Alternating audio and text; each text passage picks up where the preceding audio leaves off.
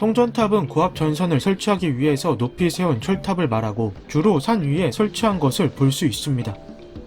여기서 주제 의문이 생깁니다. 이런 커다란 철탑을 산 위에 어떻게 설치했을까요? 객관적인 설명을 위해 한국전력공사에 문의했고 답변 내용에 따르면 크게 3가지 방법이 있다고 합니다. 첫 번째는 진입로를 통해서 화물차에 시공 자재를 싣고 산 위까지 운반하는 방법입니다.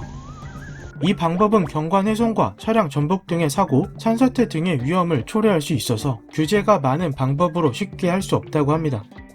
두 번째는 삭도를 이용하는 방법입니다.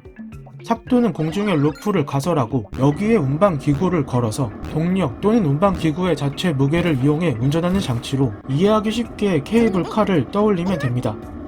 산림 훼손이 첫 번째 방법보다 적고 진입로의 길이가 길 때는 경제적인 장점도 있습니다.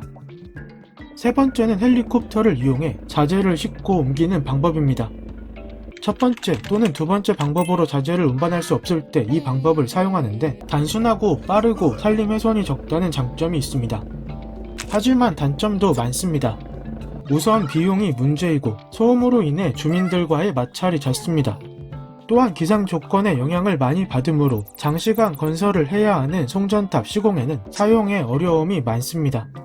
어쨌든 위의 방법으로 송전탑 시공에 필요한 자재들을 산 위로 옮깁니다. 그렇다면 실제 송전탑 건설은 어떻게 이루어지는지 알아보겠습니다. 송전탑의 종류에는 765kV, 345kV, 154kV가 있습니다. 송전탑을 지을 때 가장 먼저 시작하는 작업은 기초공사로 땅 위에다가 바로 송전탑을 건설하면 넘어질 위험이 있어서 넘어지지 않도록 고정해줄 수 있는 작업을 합니다.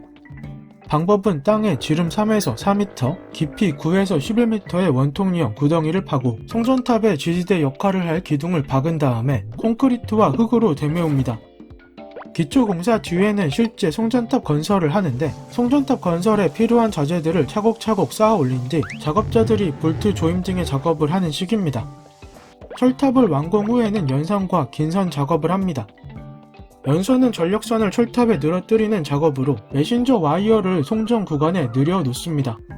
그리고 연선 구간의 한쪽에는 드럼장을 설치하고 반대쪽 끝에는 엔진장을 설치합니다.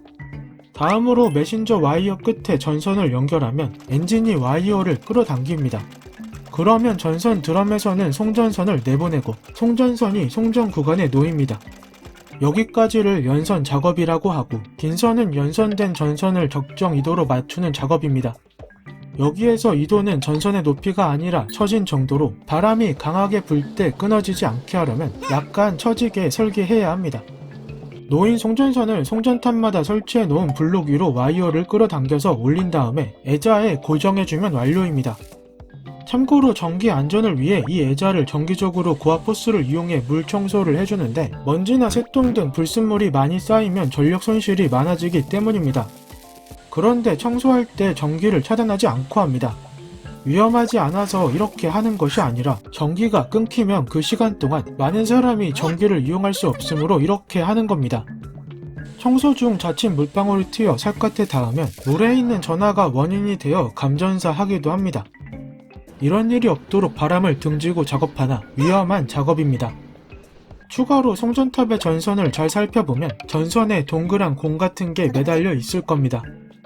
이것의 정체는 항공장의 표시구인데 비행기나 헬리콥터 등이 송전선 위를 지나갈 때 송전선이 있다는 사실을 알리기 위한 목적으로 설치한 장치입니다.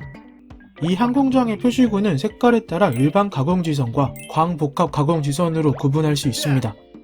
궁금증이 해결되셨나요?